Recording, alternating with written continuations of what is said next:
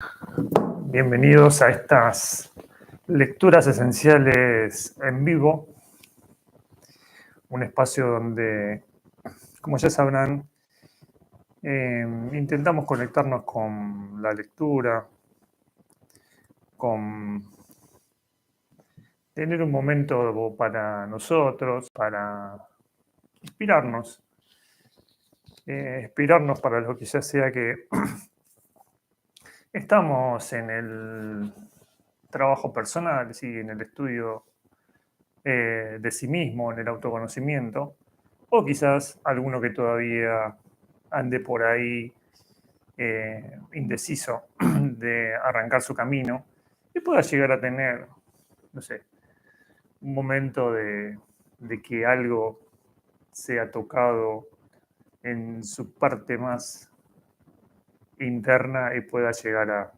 dar ese paso que le falta para iniciarse en esta búsqueda de uno mismo.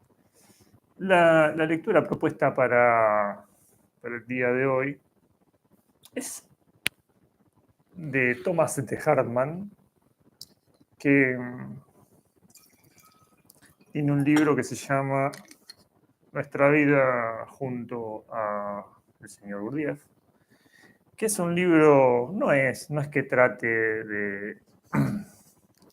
del trabajo, digamos, puro, como si fuera, no sé, un libro de Opensky del Cuarto Camino o de Maurice Nicoll. Yo que es un libro, ¿cómo podemos decir? De anécdotas, donde cuenta y relata su vivencia, su experiencia junto a Gurdjieff y junto a su mujer, Olga, que lo acompañó en todos esos años de su trabajo y de su búsqueda. Ellos buscaban como pareja, o sea que como pareja, como matrimonio, estuvieron trabajando con Gurdjieff. Es un libro muy, muy emotivo, muy amigable de leer, muy recomendable para tener como inspiración para comenzar o meter un poco más de energía en el trabajo personal, ¿no? Entonces, este hombre llamado Thomas de Hartmann, que ha nacido en Ucrania en el año 1885, ha sido un músico, sí, un compositor, o sea, junto a Gurdjieff, han compuesto mucha música, ¿sí? Gurdjieff solía tener un pequeño piano y él le iba diciendo a Thomas de Hartmann lo que quería. Muchas veces cuentan en anécdota Thomas de Hartmann que Gurdjieff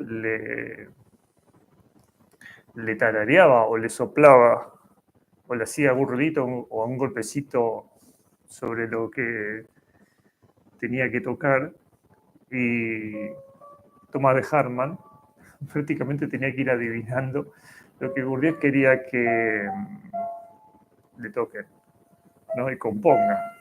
La verdad que era un genio este hombre. Ahí pueden escuchar un poquito volumen bajo para que YouTube no nos vaya a cancelar el video. En Spotify pueden encontrar, y en YouTube también, por supuesto, es la música compuesta por Gurdjieff y Thomas de Hartmann. No sé si se va a ver ahí. Si no, después ustedes lo pueden buscar. Creo que se ve un poco quemado la foto de Gurdjieff y de Thomas de Hartmann. Sí, es una música para escuchar en momentos especiales, podríamos decir, ¿no? Es una música que intenta conectarse con partes diferentes de uno mismo, digamos. Es una música que ustedes verán tranquila.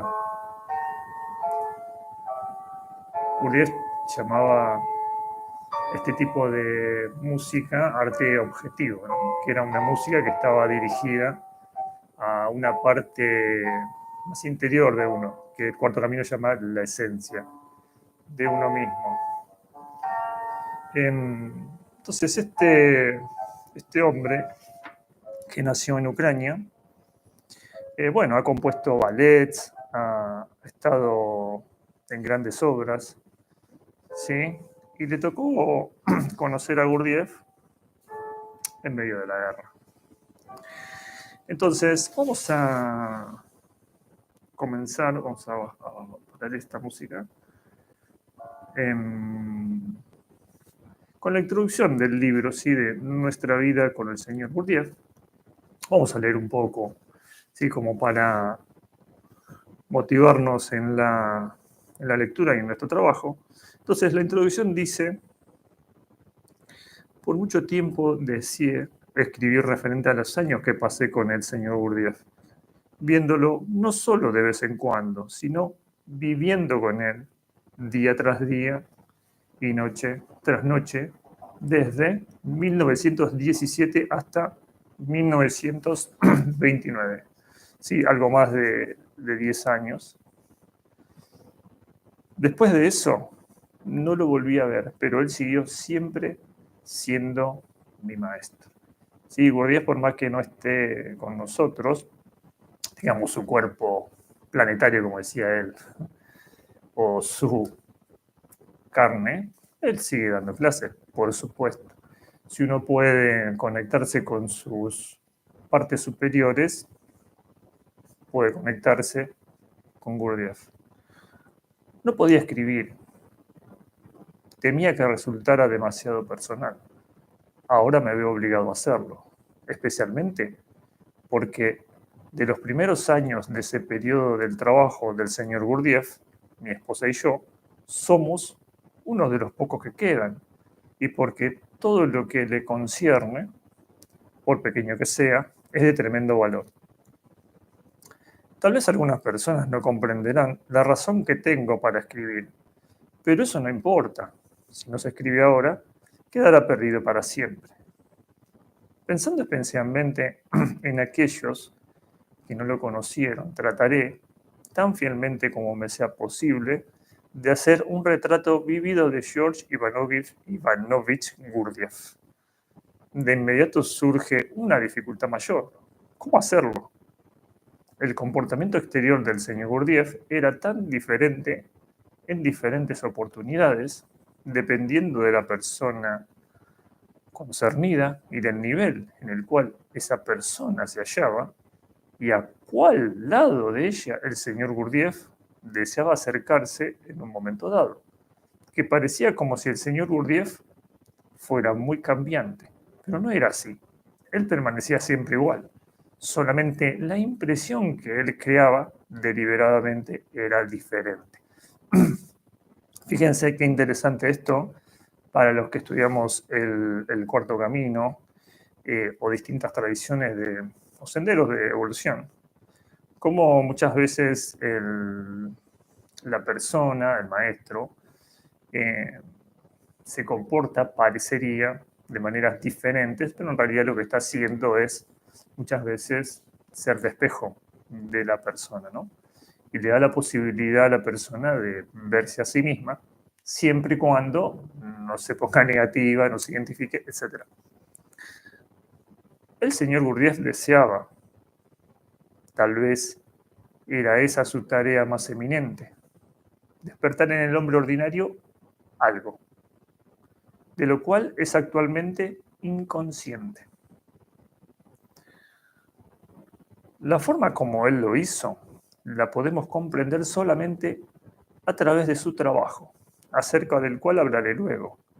Mientras tanto, deseo recalcar el hecho de que en su divino actuar con la gente, el señor Gurdjieff siguió persistentemente la misma línea de trabajo desde el tiempo en que los conocimos en 1917, aunque siempre la revestía, por así decirlo, diferentemente. ¿Cómo entonces puedo describirlo? Me parece que la única solución es no describir al mismo George Ivanovich Gurdjieff, sino contar la manera como trabajaba con nosotros, ya que solo hablando de nuestras propias experiencias con él, es posible dar alguna idea del trabajo de George Ivanovich y de la relación de este trabajo con la humanidad. Y tal es el propósito de este relato. Mirando atrás a nuestra vida con él, poco a poco todo lo que dijo e hizo vuelve a mi mente. Al juntar estos recuerdos como las partes de un rompecabezas, y ahora a menudo con una comprensión nueva, sus ideas emergen claramente, una tras otra, hasta que por último todo el formidable cuadro aparece. Pero las ideas del señor Gurdjieff, cuando son consideradas por personas que no trabajan activamente sobre sí mismas, son como la verdad expresada por Cristo en las palabras: la fe sin las obras es muerta. Creo que la palabra fe aquí debe ser comprendida como algo racional, no como ciega aceptación. Y en cuanto a la palabra obras, no se refiere a buenas obras, como de costumbre se entiende. Esta palabra tiene más bien el significado de un trabajo activo, evolutivo y creador, en relación con ideas. Con el señor Gurdjieff todo era viviente y activo, y sus ideas no podían ser separadas de la vida. Acá hay mucho, hay mucho para hablar, muchísimo, con ese pequeño párrafo que acabamos de leer, ¿no? Eh, las ideas de Gurdjieff, cuando son consideradas por personas que no trabajan sobre sí mismas, son como decía el Cristo: la fe sin las obras es muerta. O sea que si no hay un trabajo sobre uno mismo, digamos que es todo un mero filosofar que no tiene ningún valor. Porque el trabajo, como dice acá al final, no puede ser separado de la vida. Muchas veces, cuando uno está en un camino, en un trabajo, tiene por mucho tiempo, lamentablemente, por un lado, bueno, esto es el tiempo del trabajo personal. Y luego, listo, ya está.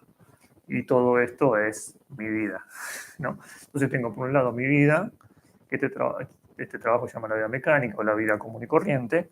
Y luego tengo, bueno, mi espacio de trabajo personal. Entonces uno vive, sí, saltando, ¿no? Como dividido. Tengo mi vida ordinaria o común, la vida que todos conocemos, y mi espacio para mi trabajo personal o mi autoconocimiento.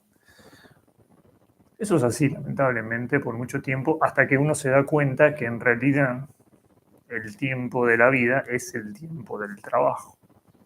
Es todo lo mismo, independientemente de que se vea o no se vea externamente.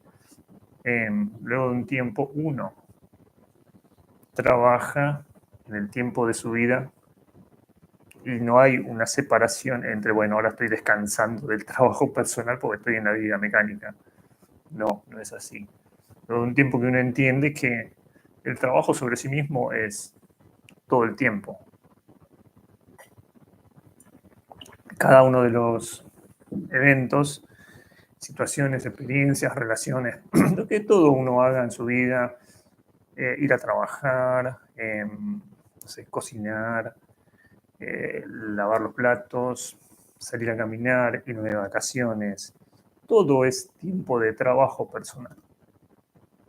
Esto es muy loco, porque uno tarda mucho tiempo en darse cuenta de eso. Generalmente sucede que por un lado queda el trabajo personal y aparte la vida, ¿no? Entonces uno descansa en la vida mecánica de su momento de trabajo personal.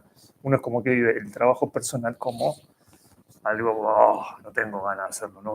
Uno lo vive medio duro. Es Es así, porque justamente el trabajo sobre sí, va, como se dice muchas veces, en contra de la naturaleza, como dice la alquimia, ¿no? Opus contra naturam. La obra es contra la naturaleza. Por lo tanto, la naturaleza sería la vida mecánica y nuestro trabajo, que va en contra, es molesto porque justamente va en contra, entonces tiene una resistencia hacia el avance, ¿no? Es como cuando uno quiere, no sé si alguna vez en el mar quisieron caminar en contra de la correntada del mar o de un río. Con mucho trabajo, me canso, no tengo ganas. Mejor que me arrastre la corriente o me salgo y descanso.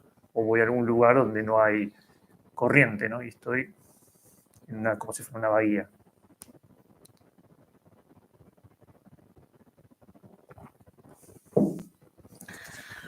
Bueno, ¿qué más nos dice nuestro amigo Tomás? Entonces, hablando de Gurdjieff, decía, él mismo es vida, evolución. Él es su trabajo. Directamente, ven que no hay separación entre el trabajo personal y la persona y la vida, por supuesto. Y para mí, sus ideas fueron ilustradas en su trabajo con la gente.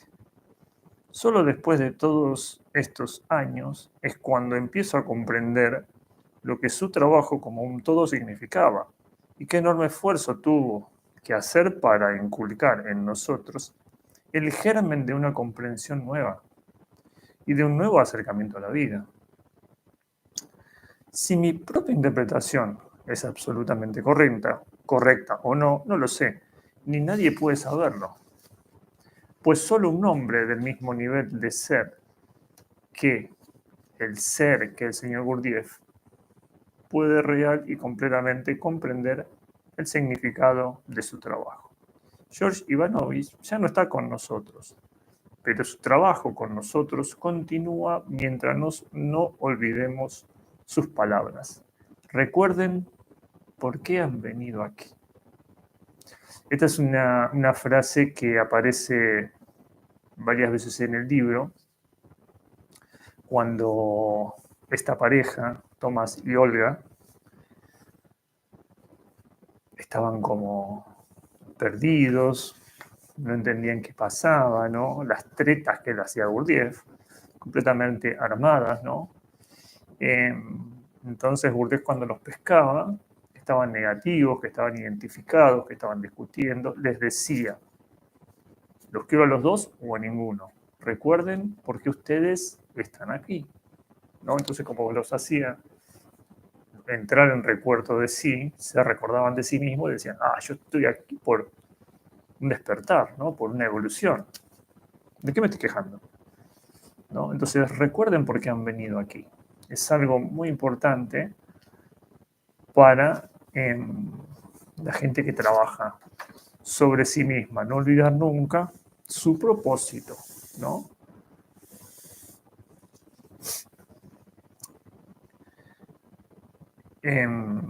Todas las historias y las anécdotas que cuenta este hombre van a ver que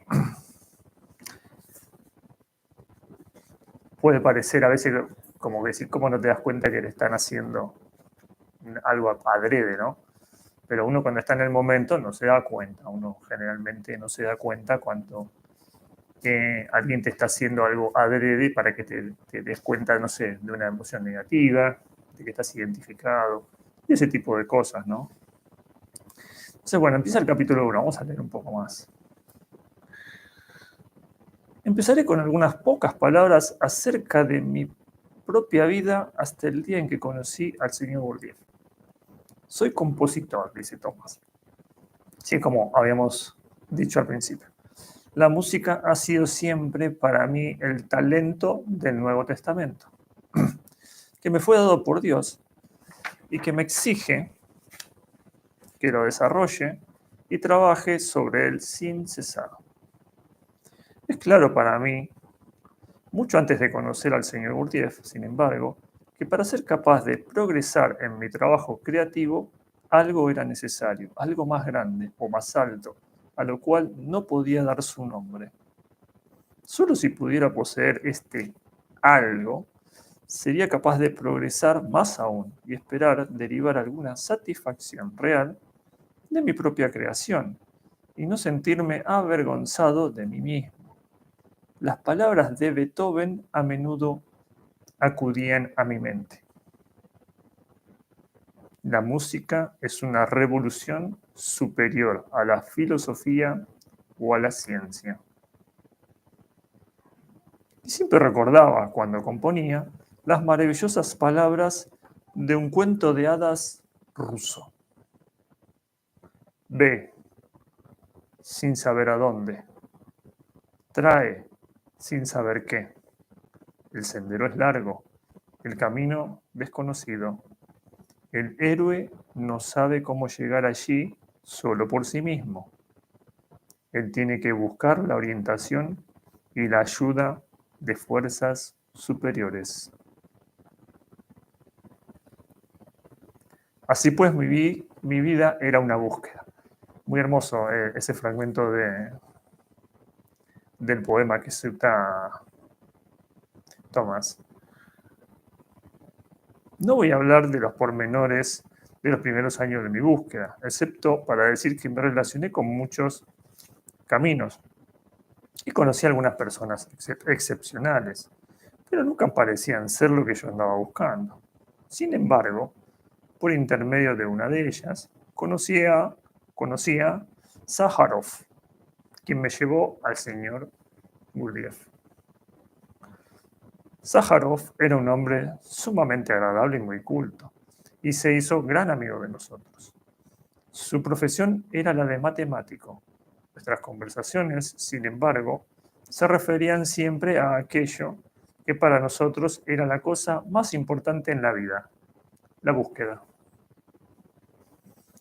Era en 1916, durante la guerra, hace más de 100 años. No.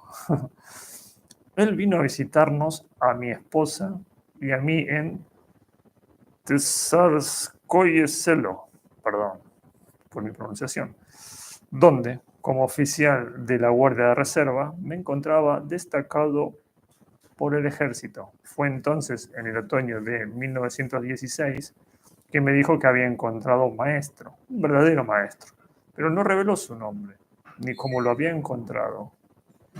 Un día, cuando lo llevaba a la estación, empezó a hablar acerca de esta enseñanza que, dijo, podría ser una contestación a nuestra gran pregunta. La substancia, dijo, es la siguiente. El hombre, en su actual nivel de ser, no posee un alma inmortal e indestructible, pero con determinado trabajo sobre sí mismo puede formar un alma inmortal.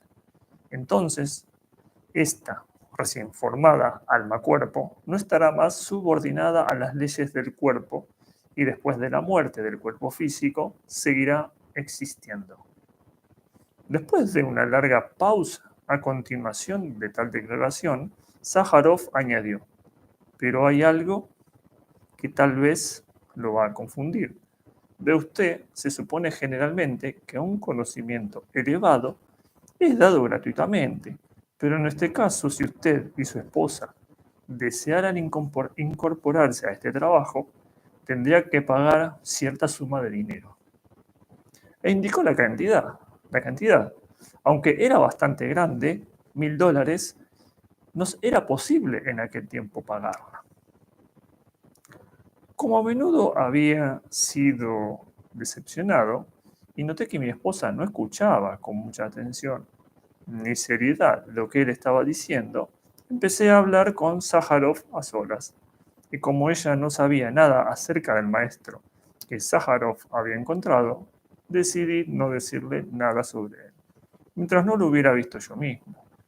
Varias veces le pregunté a Sájarov cuándo me presentaría a este hombre, pero él contestaba siempre, le prometí a usted que cuando llegue el momento se lo diré. A mediados de diciembre, Sájarov me dijo que si todavía deseaba conocer a este hombre, tendría que estar en el restaurante Palquín el domingo siguiente, entre las 6 y las 7 de la noche. Qué paciencia que había que tener, ¿no? En esa época.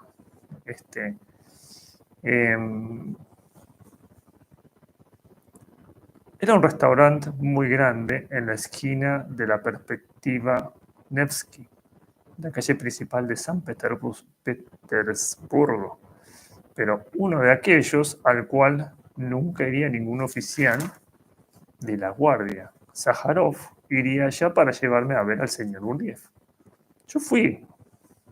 Finalmente Sájarov apareció y salimos hacia la gran Nikolaevsky Volksal, la estación de ferrocarril, en la misma perspectiva Nevsky. De repente se detuvo frente a una casa y subió hasta el segundo piso donde había un café. Lo menos que se puede decir es que era un café para una muchedumbre sumamente mezclada, que paseaba por la Nevsky día y noche, y si alguien llegara a descubrir que yo había estado allí, tendría que abandonar mi regimiento. Entramos, pedimos café y esperamos. Al cabo de un momento vi que venían hacia nosotros el doctor S., a quien había encontrado antes en círculos sociales, y dos hombres de abrigos negros, ambos caucasianos muy típicos, de ojos negros y bigotes negros. Iban muy bien vestidos, pero tan caucasianos. Me pregunté, ¿cuál será él? Y debo decir que mi primera reacción no fue en absoluto de encanto ni de veneración. ¿Cuál de los dos era? Mi duda fue rápidamente disipada por los ojos de uno de los hombres. Los tres se acercaron y nos dimos un apretón de manos. El hombre con aquellos ojos se sentó a la cabeza de la mesa. A su derecha se sentó el doctor S. con el otro hombre y a su izquierda yo y Sájarov. Hubo un momento de silencio pesado. Mis ojos no podían evitar de notar los puños postizos que no estaban muy limpios. Entonces pensé, tienes que hablar. Hice un gran esfuerzo y me obligué a decirle que deseaba ser admitido en su trabajo. El señor Gurdjieff me preguntó la razón de mi solicitud. Tal vez no me sentía feliz en la vida, o había otra razón especial. Contesté que me sentía perfectamente feliz, que estaba felizmente casado, que tenía dinero suficiente como para vivir sin tener que ganarme la vida, y que tenía mi música que constituía el centro de mi vida. Pero añadí que todo esto no era suficiente. Sin crecimiento interior, dije, no hay vida alguna para mí, mi esposa y yo estamos buscando ambos el camino de nuestro desarrollo. Fue entonces que me di cuenta de que los ojos del señor Gurdjieff eran de una excepcional profundidad y penetración. La palabra hermosos sería apenas apropiada, pero debo decir que hasta ese momento nunca había visto ojos semejantes ni sentido tal mirada. El señor Gurdjieff escuchó y dijo que hablaríamos más tarde del asunto que me interesaba. Mientras tanto, dijo él al doctor S. que Upensky le transmita todo lo que se ha dicho hasta ahora y también que él lea el relato de Destellos de Verdad. El relato de Destellos de Verdad se lo suele encontrar como vislumbres de verdad generalmente. Es un texto que son unas charlas que se han dado públicas. Son muy interesantes para leer destellos de verdad o vislumbres de la verdad. Si no lo encuentran, me lo pueden pedir, no hay ningún problema. Se puede pasar en PDF. Y con respecto a lo que hablan de Upensky, es toda la información que se encuentra más que nada en el libro En busca de lo milagroso o fragmentos de la enseñanza desconocida. Son libros que se pueden llegar a conseguir usados, si el que les gusta en papel, o si no, en digital, en PDF. Si no lo consiguen, no lo encuentran, me lo pueden pedir y se los envío.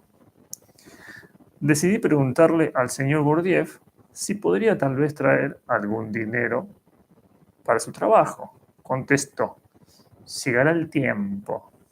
¿Cuándo? Si yo le pidiera darme todo lo que le pertenece, usted lo hará con gusto, pero por el momento no es necesario. Esto terminó la conversación y Sájarov y yo nos marchamos. Durante largo rato no pude hablar. Solo cuando llegamos a la calle Liteinaya hablé con Sájarov de mi fuerte impresión y de los ojos del señor Gurdjieff. Sí, dijo, comprendo, y ciertamente no volverá usted nunca a ver ojos semejantes. Después de hacer este breve relato de mi primer encuentro con el señor Gurdjieff, quisiera ahora decirles algo más al respecto. Seguramente fue todo planeado por el mismo señor Gurdjieff, y lo hizo todo para crear condiciones desfavorables para mí, empezando por el hecho de ir al restaurante Palquín y luego al café donde, en un momento dado, el señor Gurdjieff dijo: generalmente hay más prostitutas aquí. Todo, inclusive esta ruda observación, buscaba deliberadamente no atraer, sino más bien alejar al recién llegado. O si no alejarlo, por lo menos hacer que capeara las dificultades. Agarrándose firme a su propósito a despecho de todo. Como decíamos, recuerde por qué usted está aquí, ¿no? Ir en contra de la corriente. Era un truco que solía hacer Gurdjieff, de poner algunas trabas para sacarse de encima a curiosos y gente que solamente iba como un entretenimiento más, como si fuera, me miro una serie más de Netflix, ir a su trabajo y no estar realmente interesado en nada más que calentar una silla. Entonces él le ponía enseguida algunas cosas extrañas para que la persona, si no tenía algo profundo en su mundo interno, algo profundo que realmente lo movilizaba, una búsqueda verdadera, se iba, la persona se iba. Ante las primeras dificultades, la persona sale corriendo. Típico que pasa en los grupos de estudio. La persona que realmente no está interesada enseguida encuentra un problema, o no me gusta la cara del que me transmite la enseñanza, o no me gusta el horario, o no tengo ganas de hacer lo que me dicen, no me parece que no. Excusas. En realidad no hay un verdadero interés. Y va a ir a otro y va a hacer lo mismo, y va a ir a otro y va a hacer lo mismo, y están así, dando vueltas como el perro que se sigue la cola, ¿no? Y en ningún momento dice, bueno, voy a empezar a trabajar sobre mí mismo ahora.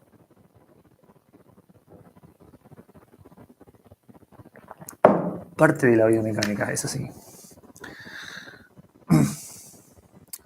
Después de este encuentro, mi vida se convirtió en una especie de cuento de hadas, dice Thomas. Desde mi primera infancia había leído cuentos de hadas, y su significado permanecía siempre conmigo. Seguir adelante sin nunca olvidar el verdadero propósito. Seguir adelante sin nunca olvidar el verdadero propósito. Vencer los obstáculos. Esperar que venga la ayuda de fuentes desconocidas si la aspiración de uno era verdadera.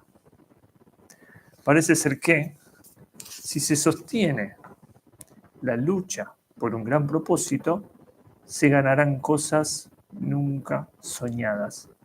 Pero desdichado sea si se permite desviarse, si se deja tentar por algo barato.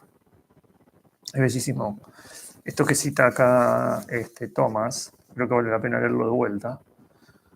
Desde mi primera infancia había leído cuentos de hadas, ¿no? Comenta. y su significado permanecía siempre conmigo.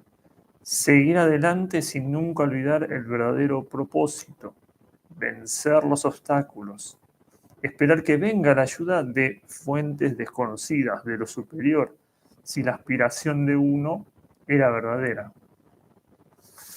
Parece ser que si se sostiene la lucha por un gran propósito, por lo superior, se ganarán cosas nunca soñadas. Pero desdichado sea si se permite desviarse, si se deja tentar por algo barato. Parte de lo que intentamos hacer con estos lives, estas lecturas esenciales, son que uno tenga una inspiración, ¿no? Después de este encuentro, tenía que hallar a Upensky. Él vivía en la calle Troitskaya, no lejos de la Nevsky. Cuando toqué el timbre, un hombre con Quevedos abrió la puerta. Era P.D. Upensky. Había sido movilizado por el ejército, pero le habían dado de baja por causa de su miopía. Y no tenía que usar más el uniforme, sino por muy poco tiempo. Desde el principio me hizo una muy fuerte impresión. Era sencillo, cortés, accesible e inteligente. Sin perder tiempo, empezó a contarme todo lo que luego escribiría en su libro En busca de lo milagroso o Fragmentos de una enseñanza desconocida, que es el mismo libro, ¿sí? Dependiendo de la traducción. En una forma asombrosamente sencilla y clara, sabía explicar el complicado esquema de los mundos, planetas, cosmos y demás, de manera que todo aquello pudiera ser asimilado por cualquiera que se interesara seriamente en estos aspectos de la enseñanza del señor Gurdjieff. Al término de nuestra conversación, me dio los apuntes mecanografiados del primer encuentro del señor Gurdjieff con alguien, tomados por unos de sus discípulos. Tan pronto como regresé a Tsarskoye Selo, di estos apuntes a mi esposa para que los leyera. Cuando ella terminó, dijo: un hombre así, quisiera conocerlo. Pero cuando le conté que yo lo había encontrado ya, bueno, se puso bravísima. Le expliqué la razón, que ya habíamos encontrado a tantas personas que no nos gustaron, que esta vez había decidido ver por mí mismo primero, para ahorrarle una decepción. Era muy considerado, evidentemente, Thomas, ¿no? No hace falta decirlo. Su deseo de encontrar a este maestro fue más fuerte que cualquier otra emoción. Y esperamos con impaciencia el día en que el señor Gurdjieff regresara a San Petersburgo a fin de poder ir juntos hacia él. A principios de febrero, el señor Gurdjieff no había regresado todavía de Moscú y yo debía marcharme para el frente a fines de mes. Piense que esto es plena guerra, plena Primera Guerra Mundial. La revolución avanzaba lenta, pero seguramente. Todos a quienes conocíamos en la ciudad aún vivían como de costumbre, pero en los suburbios habían empezado los motines. Por fin el señor Gurdjieff llegó. Fuimos convocados para asistir a una reunión que se efectuó en el apartamento del señor y la señora Upensky. Había comparativamente pocas personas en esta reunión. Ocupaban sillas frente a un sofá en el cual luego se sentó el señor Gurdjieff. La mayoría de estas personas estaban ya familiarizadas con las ideas ahora accesibles en el libro En busca de lo milagroso. Esta reunión no era una conferencia y muy poco fue dicho, pero mi esposa y yo sentimos ambos un fuerte ambiente de interrogación interna. De vez en cuando, alguien rompía el silencio con una breve pregunta. La actitud no era la de la gente tibiamente interesada en las enseñanzas ocultas de moda en aquel tiempo. Estas eran personas para las cuales el encontrar la respuesta a preguntas interiores y el descubrir un camino hacia un trabajo real y activo sobre ellas mismas constituía verdaderamente el centro de sus vidas. Puedo darles la impresión que esta reunión hizo sobre mi esposa en sus propias palabras. Ahora habla Olga. En febrero de 1917 vivíamos en Tsarskoye Selo, la residencia del zar, porque mi esposo había sido llamado de nuevo a un regimiento como oficial de reserva y debía marcharse para el frente a fines de mes. Era un frío día de invierno y estábamos sentados en nuestro estudio, ocupados con nuestro trabajo individual. Mi esposo me pasó un papel escrito a máquina y me preguntó si me gustaría leerlo. Me puse a leer enseguida y cuando llegué al punto donde decía que nadie puede iniciarse a uno, excepto uno mismo, me detuve y le dije a mi esposo, si pudiéramos encontrar al hombre que dijo esto, seguiría su enseñanza con gusto. Durante varios años, mi esposo estuvo buscando a alguien que pudiera ayudarle a descubrir un camino hacia una mejor comprensión de la vida. Pero una y otra vez había tropezado con falsa ayuda, o hasta peor. En contestación, mi esposo me dijo que no solamente lo había encontrado, sino que se había entrevistado con él. En vez de alegrarme, me enfurecí, reprochándole no habérmelo dicho. Fue nuestra primera pelea. Pero mi deseo de saber más acerca de este hombre fue más fuerte que mi disgusto. Cuando me calmé, me enteré de que pronto él debía regresar a Moscú, que mi esposo podría verle y llevarme consigo. Por fin llegó el día. Ocurrió que era el cumpleaños de mi hermana mayor y mis padres daban un baile para ella, al cual por supuesto tenía que asistir, obviamente. La reunión estaba prevista para las 8:30 de la noche en el apartamento del señor Grasilio Pensky, a quienes no conocía todavía. El salón no era muy grande. Frente a un sofá turco, unas 15 personas estaban sentadas. El hombre a quien tanto anhelábamos ver no estaba en el cuarto. Me parecía todo muy extraño y me impresionó la manera sincera y sencilla como la gente hablaba. El doctor S., que al parecer encabezaba el grupo, preguntó a la gente lo que podían decir en contestación a la pregunta que les había planteado la última vez. La pregunta era, ¿cuál es el principal factor que impide a un hombre o a una mujer avanzar hacia su propio desarrollo? Repito, ¿cuál es el principal factor que le impide a un hombre o a una mujer avanzar hacia su propio desarrollo? Hubo varias respuestas diferentes. Uno dijo que era el dinero, otro la fama, un tercero el amor y así sucesivamente. Como recién llegados, estábamos sentados cerca de la ventana, frente al sofá. De manera completamente imprevista, un hombre, como nunca había visto antes, entró. Se dirigió al sofá y se sentó con las piernas cruzadas al estilo oriental. Preguntó de qué hablaban y el doctor S. le comunicó la pregunta y las respuestas. Cuando mencionó al amor, el señor Gurdjieff lo interrumpió. Sí, es verdad. El amor es el obstáculo más fuerte al desarrollo del hombre. En ese momento pensé, dice Olga, otra vez lo mismo, siempre tenemos que separarnos.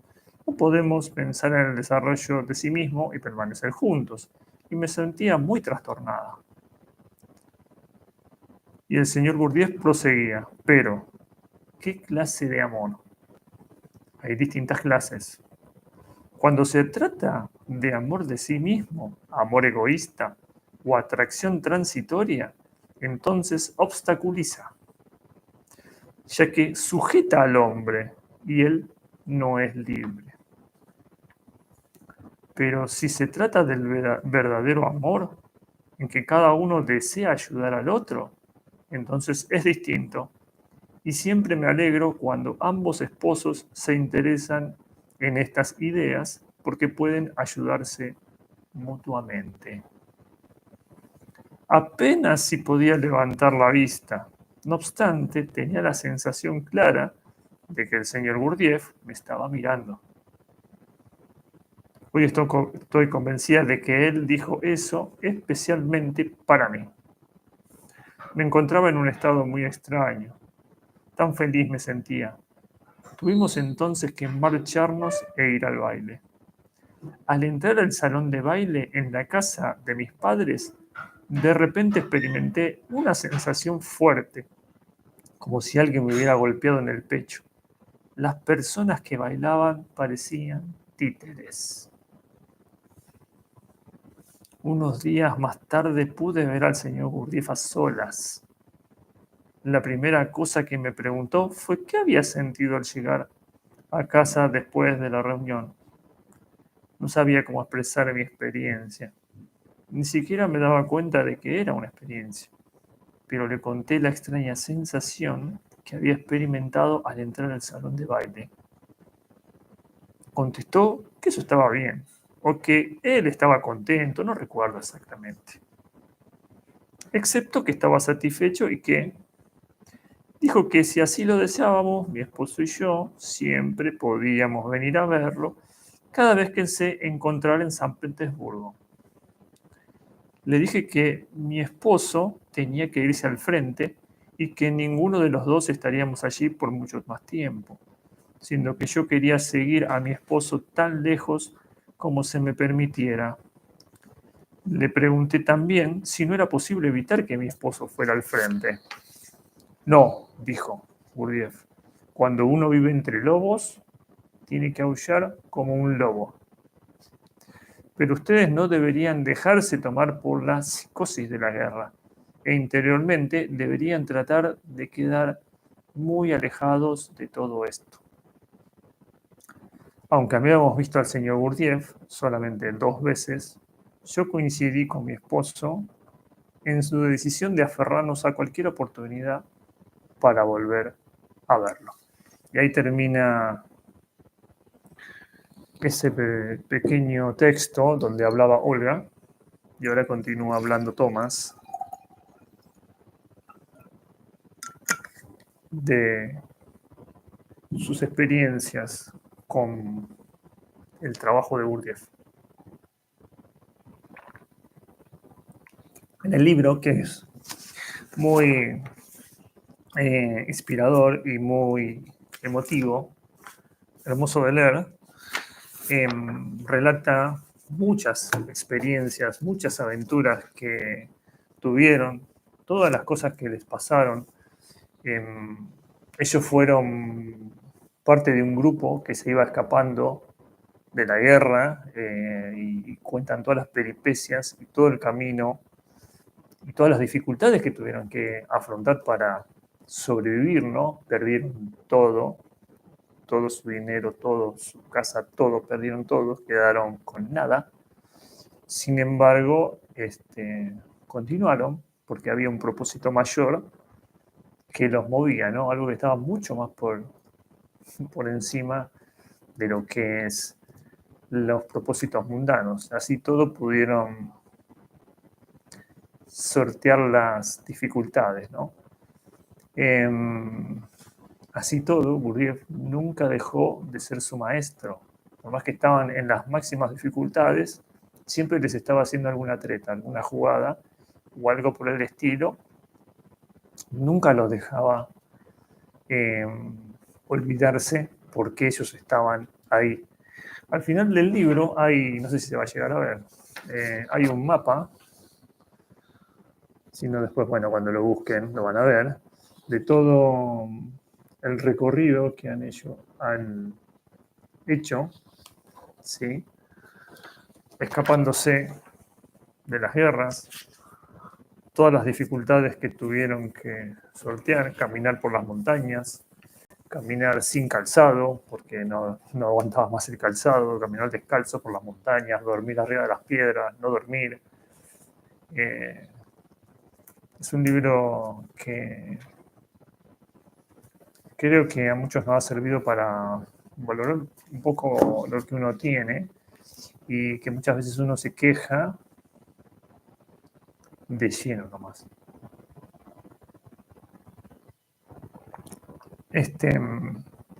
Creo que ya estamos en 50 minutos. Ha sido suficiente la reunión de hoy. Espero que puedan encontrar una motivación, un sentido a su trabajo personal para poder seguir avanzando. Y los que estén todavía ahí dando vueltas, bueno, si tienen dudas de algo, pueden consultarme, no hay ningún problema.